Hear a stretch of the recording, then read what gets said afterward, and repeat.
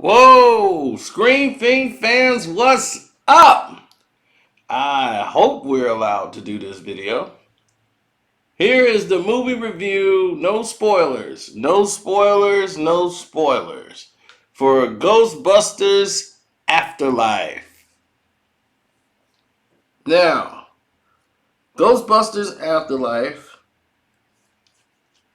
is basically now being canoned as the sequel to the original Ghostbusters. I don't think Ghostbusters 2 was it referenced or could they have a homage to it? You have to go see the movie to watch it. To me, McKenna Grace kind of took the role and really carried it. She was very good in this film. Um, normally when you have a bunch of kid actors, they're trying to with get the diverse groups now. You see that now. You might have one Asian kid who just talks all the time. And he has a podcast show that no one really watches, but that all ties in. And then you have their family, this family that's staying in this old house that's part of their family's history.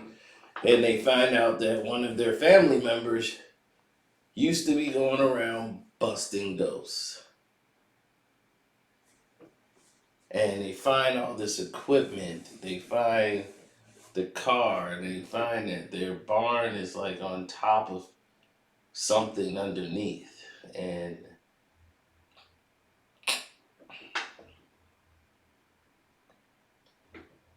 it's a lot of secrets that I can't really tell. But the first act, to me, is one of the best acts of the film.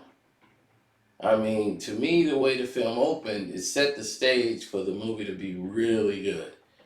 And then it kind of becomes like a cartoon version of itself after that. But the way the tone was when the film first started, you're like really engaged. Like, whoa, this is going to be something great. Like this can be something that I didn't expect. But there's some invisible ghost chasing a person in a vehicle, and that person goes back to their home and they're showing a trap, and then you can see the footsteps invisible coming towards that person as the person seems to be baiting the invisible ghost to come near the home. So that was, to me, was what set the tone. Paul Rudd's character, great. If you know Paul Rudd, Ant-Man, then you know him. He's the science teacher, and these kids have gravitated to him and bringing him things, and he's heard about these things before because to them they were like legends, the Ghostbusters back in the days, but nobody kind of know what happened to him. Then, the cameos were great. The jokes, they didn't quite land. Most of it were more inside jokes, like for older people, but younger people were saying these jokes. And it become a joke-a-thon. Some will land, some will stick, some will not. And, did it feel forced? Well, sometimes it did. But you're dealing with kids, and you're trying to get the young people involved in Ghostbusters. But here's the thing, it's a lot of young folks that actually like Ghostbusters. I mean, Ghostbusters was in my era as a kid. And 20 years later, my sister was like Ghostbusters. But the thing about Ghostbusters 2 is a lot of people ask about, what about Ghostbusters 2? Ghostbusters 2. Ghostbusters 2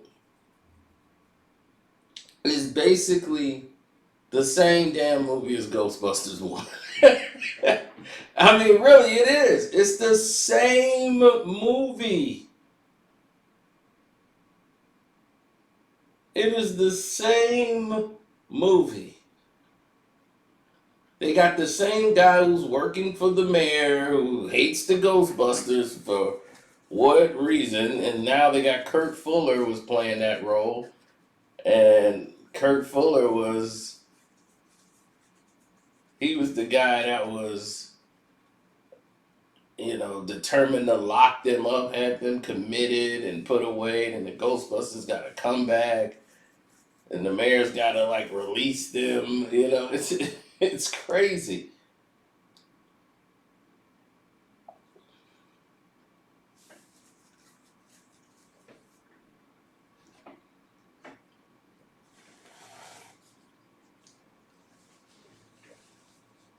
Now,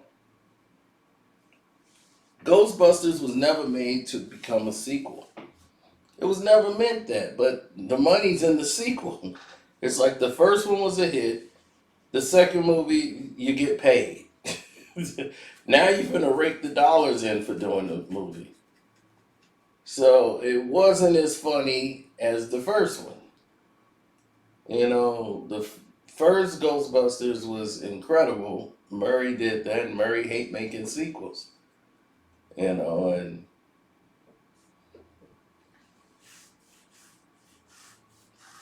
that's why he didn't want to do Ghostbusters 2. He's like, see, the movie didn't work. And he felt it was forced, but everybody got a check. Now, this film, people lose a little bit of attention a little bit. Like I could see some of the kids that were there, they were in it for a little bit and then they were on their phones for some of it. A lot of people laughed at some of the kid jokes. The teenagers did. So by being there, I get to see certain ways. There were some jokes that the older people got, and there were some jokes that the teenagers got. Well, overall, to me, I mean, I can see it outside of myself. I don't have to use my sense of humor in order for it to be funny. I could say I see how that could be funny to someone else. I can think outside of myself instead of take myself out of the equation. Like if it didn't make me laugh, it ain't funny. No, it could be completely hilarious to someone else. But I see how that could be funny, but for me it might be different because I have seen a lot of movies and I probably have seen a lot of this comedy before, so I'm used to it. It probably didn't land as better if I saw it landed a lot better in another film. Now, the camera angles on here were great. The Reitman family, they both are good with visuals and camera angles. Ivan Reitman was always very good with capturing the right scenes and using the right camera angles. And he can make an epic moment with just a shot, one shot of a good camera angle. In this movie, you get the feel of the Ghostbusters because of the camera is like shot the same exact way Ghostbusters was. When you see the Ecto 1, when it's coming around the corner and making turns, and you're seeing this uniqueness, but you see the sharpness of the son who's taking more risk. He's taking more of a directional change. And I won't even tell you who the villain is, which everybody pretty much knows who the villain is, even though I won't reveal it in this trailer because I want it to be no spoilers because there might be some people who don't know. But I will tell you this, there's a secondary surprise villain. And I'm gonna tell you I liked it. It was cool. But you get more of in this film, you get more explanation in what is the goal of the villain. Like, what is the goal of this ghost? What does this ghost really want? You know?